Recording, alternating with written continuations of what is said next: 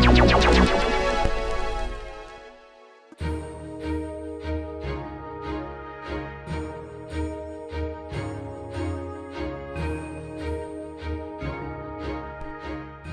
it's me Dan, an animator studying video game animation. This video is kinda off the back of my keyframes video, where I spoke about how strong, dynamic keyframes in 8-bit video games had to be utilised for animation, as there wasn't enough memory to have fully fleshed out animation. Wonder Boy 3 is a 1989 game for the Master System, kinda like an open-ended RPG platformer. Personally, I don't find the animation amazing, it kinda does the job, and it's fairly typical of the time. But enter Wonder Boy: The Dragon's Trap, a beautiful hand-drawn remaster of Wonder Boy 3. What's interesting is that this remake's whole art style has literally been drawn over the top of the original Master System gameplay code, which you can see by using this nifty little feature. Game studio Lizardcube had the task of interpreting the 8-bit sprite movement into modern animated frames, with the animation and art done entirely by artist Ben Fuqua, who you should definitely follow if you're into game development and animation, as well as Omar Cornut, the game's programmer. Sorry if I haven't pronounced those properly. This is unlike, say, A Boy and His Blob by WayForward, for example, which doesn't use the original code from the original games, but uses the original idea as a springboard, but built from the ground up, and also animated beautifully. What I like about Wonder Boy's, or Wonder Girl's, animation is that using the original code essentially provided Ben with the timing he needed. It was then up to him to reinterpret this original movement into nice looking frames. So let's say that each character's run cycle all move pretty much at the same pace, and they've all got 2 or 3 frames each, and each have a bit of a floaty friction to their movement. Ben Fuqua didn't necessarily stick to the original animation at all, but used it as inspiration to create something entirely new while using the timing and movement as the structure for his animations. So while they look like they're running faster in the original, the remaster's animations actually seem to fit the actual pace much better thanks to the slower run cycle. It looks a little more like the run speed matches the movement across the screen. Each character has a nice head bob, which I feel is important to create a believable running movement in animation, no matter what character you are. And because this game uses the original code, the hitbox, which is an invisible coding area which determines when your character collides with something, kinda acts as the amount of leeway the animations can use to fill the space. So basically this little head bob is a small change which doesn't change how the character is damaged. I think I made that sound more complicated than it actually needed to be. Basically, Ben had a bit of leeway to play around with how the animations looked without affecting the actual gameplay mechanics. There's a real sense of 3D space with the new characters too. Most characters rotate a little with each stride, so does the shield and any other little bits.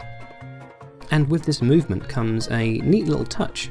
Each sword that a character holds has a strong reflection, with the actual shine remaining in place while the sword moves. I really like that. Something which has been interpreted in a really cool way is the delay in turning while running. In the original, this just feels a little bit like an icy floor, but how Ben has updated it is that they're coming to a halt and shifting their direction with a cool little amount of squash and stretch. And while this is something relatively minor, it gives a whole new feeling to the movement, even though nothing has changed mechanically. You have a better understanding and a better feeling of the character's weight and presence. One thing about the running animation is that in the original game, your sword and shield were always in the same hand, no matter which way you were facing. But in the modern version, your character is mirrored, holding each item in the opposite hand when they change directions. What's actually really subtle is the changing of hands each item does in this turning animation. It is really slight, but it is actually there, and this was the better option than redrawing every frame with the items in the same place, creating double the work. The duration for each action is essentially the same, either in 8-bit or modern, but while the 8-bit uses keyframes to convey a simple action, the modern version has the benefit of playing around with anticipation and exaggeration and everything. So when the dragon shoots a fireball, it's instant in 8-bit with the mouth just open, but in the remaster we've got a tiny bit of anticipation and a bit more character to the whole action. And there's a nice couple of frames transition into crouching from standing too. Subtle, but again, you know it's there. With each sword stab there's some more anticipation, and you'll get this tiny little bit of overshoot too, just to help drive home a bit of extra power in that swipe. With Lion Man's sword swing in particular, you'll get this cool little smear just to give it a bit more weight and speed. And hey, he's even got this little bounce once the sword has landed, just showing how heavy it is and the impact it has on his own body.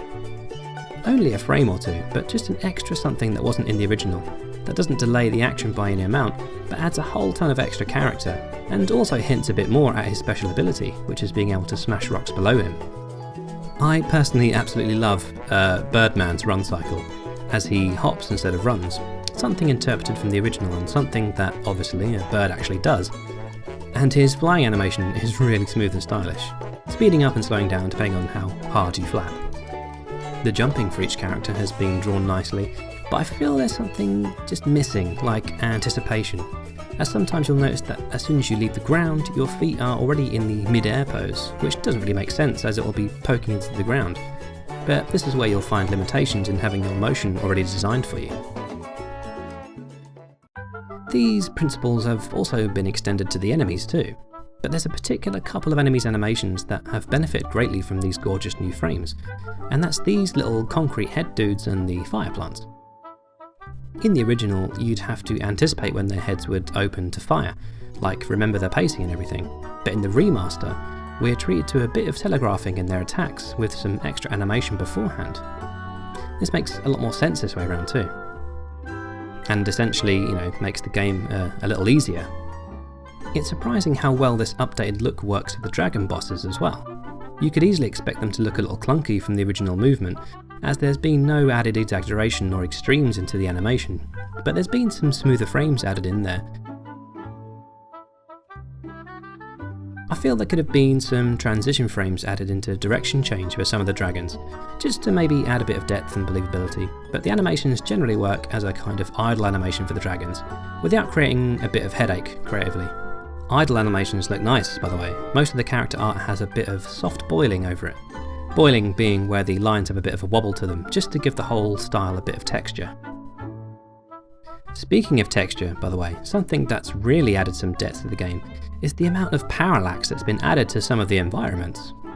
I'll focus on parallax in a future video, but having all these layers moving at different speeds almost makes it look 3D here, and it's amazing how much this helps create a believable space. Especially when all we're working off is this screen. Effects animation is obviously wonderful, with the electric looking really nice whenever you change form or are cursed or something. And the fire looks great. I just absolutely love 2D animated fire at a slower frame rate than 24 frames per second. It just looks so cartoony and nice, I love it. There's some dust clouds when you land, but only from a real height. It seemed like an obvious and modern thing to do by adding dust clouds to every bit of movement, but it's surprisingly absent in a game like this, which I feel would just help lift the movement even more.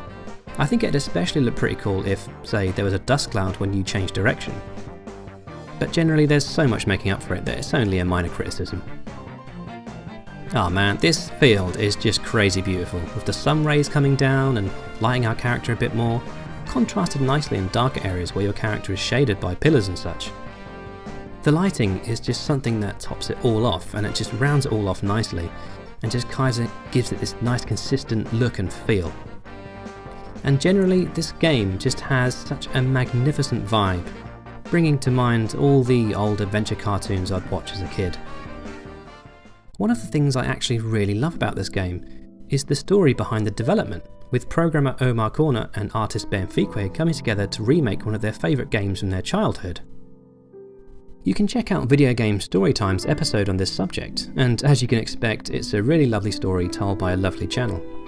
And on a more personal level, my eldest played this game with me and was in love with it, but when I showed her the retro design, she was just a bit too young to really appreciate why it's so great.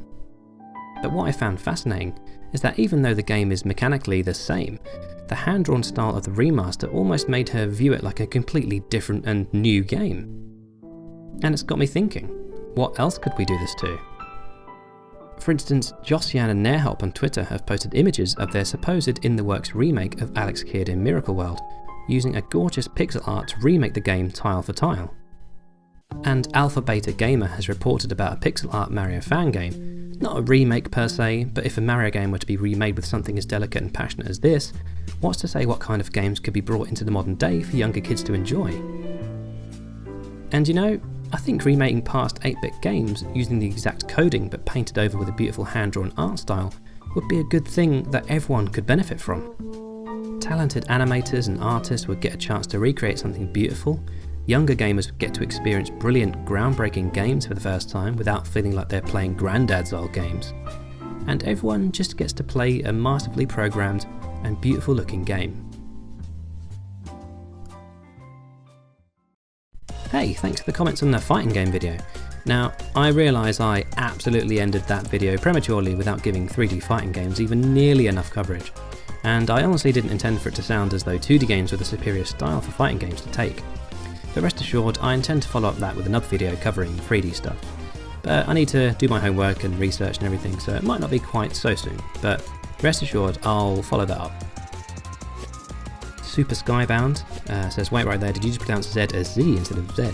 You've been watching too many American shows and eating too many cheeseburgers, my friend. Well, yeah, I don't know, it's weird. Dragon Ball Z is like a name, like a brand, so it feels weird to call it Dragon Ball Z. I don't know if that makes any sense, but yeah, it's Dragon Ball Z, that's how I say it. I'd love a video on the animations in Overwatch, or perhaps how its UI is used for balance, blah blah blah. Haven't actually played Overwatch, because I just haven't really got time to play online games at the moment. But hey, you can check out a brilliant video by New Frame Plus, which goes into the animation of Overwatch characters. So yeah, and he'll be doing more stuff soon as well, so keep an eye out for that. Zikabe Rodriguez Girasa, I'm sorry, I've probably mispronounced that completely horribly. This critique is coming from a place of love, just so you know. The animation of Avatar looks more like it has a loud and in your face kind of voice. Your voice is way sexier and chill. You could add a pinch of swag to it and it'd do wonders. Thanks so much for the feedback. People really like my voice, don't they? Yeah, the Avatar, yeah, it's just an ongoing experiment.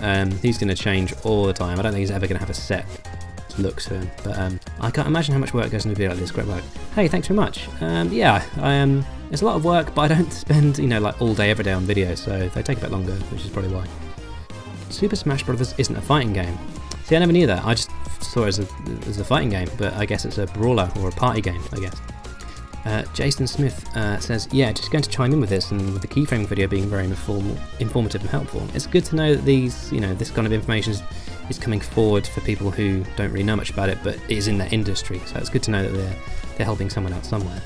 And Miguel Santiago, great video. I showed my animation classes your last video the importance of keyframes, extreme details and clear. Again, it's so nice to know that these videos are being sort of taken seriously and being looked at as a resource. You know, do let me know down in the comments. You know, if there's anything more you want me to talk about, or the type of thing in animation you'd like me to talk about in video games. And I'll do my best to try and, you know, approach these topics and subjects.